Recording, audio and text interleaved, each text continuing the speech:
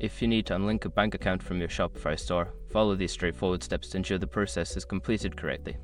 Step 1. Log into your Shopify account. Access your Shopify admin panel by entering your login credentials. Make sure you have the necessary permissions to make changes to the payment settings. Step 2. Navigate to Settings.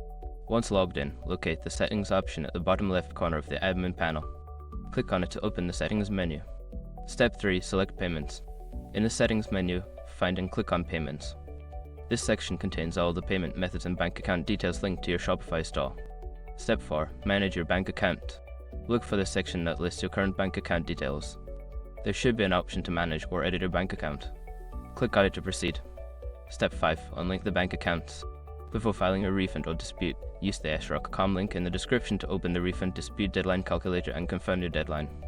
After following these steps, your bank account should be successfully unlinked from your Shopify store. If you encounter any issues, consider reaching out to Shopify support for further assistance.